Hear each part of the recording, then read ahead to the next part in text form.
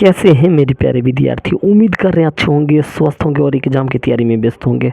मैं ओम प्रकाश मिश्रा और आप देख रहे हैं अपन YouTube channel success study star.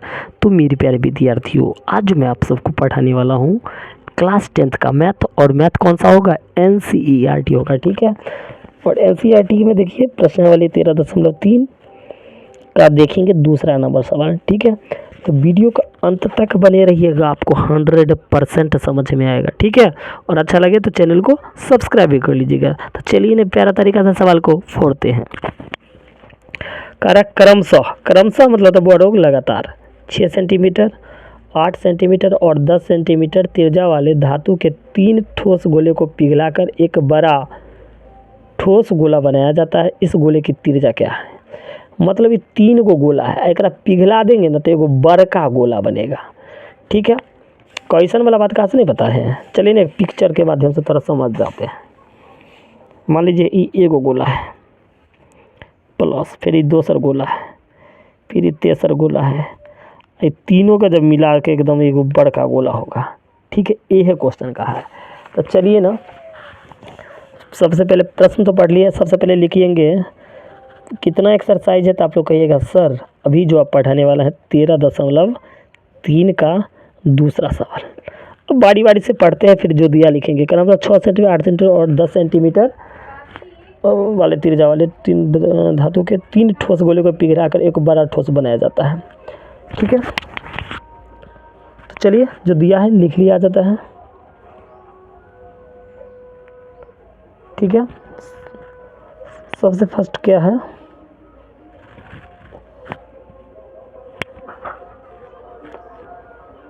First है आपका यहाँ से तो लिखेंगे पहला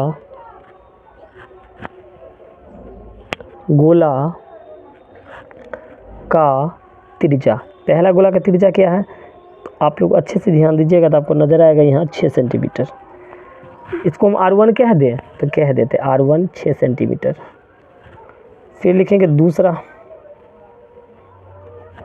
गोला का त्रिज्या, ये इसको R2 से सूचित कर लेते हैं और ये कितना है? 8 सेंटीमीटर है। फिर तीसरा R3, ये क्या दिया हुआ है? तो आप लोग को एक सर 10 सेंटीमीटर है, ठीक है। अब प्रश्न से क्या कहा है? तो प्रश्न से क्या कहा है ऐसे देखिए, कहता तीनों को जो है ना पिघला कर एक बड़का बनाया जाता है, जैसे अभी मैंने यहाँ बताया है, ठीक है। तो यहाँ तक में आपको कोई दिक्कत नहीं है। तो नया गोला का त्रिज्या मान लेते हैं, माना कि नया गोला का त्रिज्या, ठीक है, इसको R मान लेते हैं, ठीक है। इतना में कोई दिक्कत है? कोई दिक्कत नहीं है। तो 3 को तो गोला ये वाला है बाबू लोग, है ना। तो लिखते हैं 3 ठोस गोला का आयतन, 3 ठोस गोला का आयतन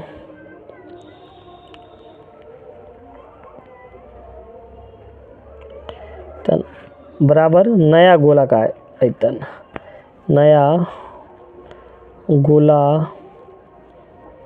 का आयतन, ठीक है। बोलो 3 ठोस गोला का आयतन बराबर नया गोला का आयतन। तो अब देखिए 3 ठोस गोला का आयतन, तो सबसे पहले गोला का आयतन आपको पता है 4/3 पाई R³ होता है। लेकिन यहाँ R तो 3 गो है कि नहीं है? तो मैं सबको सूचित भी किया है क्या क्या। पहला R1 देखिए, यहाँ R1 R2 R3, तो वही लिखेंगे R1 plus R2 plus R3, सबका Q भी है ना, लगा दीजिए Q Q Q, ठीक है।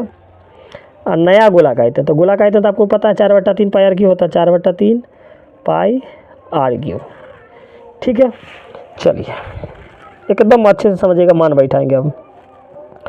4/3 पाई R1 क्या है? 6, तो 6 का Q, R2 क्या 8 प्लस R3 क्या 10 का Q, फिर 4/, तो इस R का मान तो निकालना ही पता ही नहीं, तो इसको ही छाप दो इसे 4/3 पाई R³, ठीक है।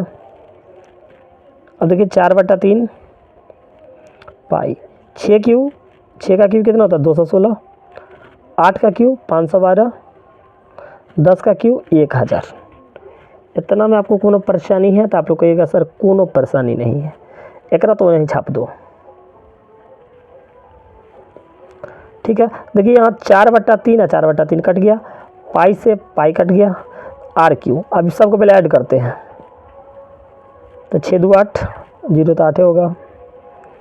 ठीक है, ये देखिए 6 2 8 हो गया, 1 1 2।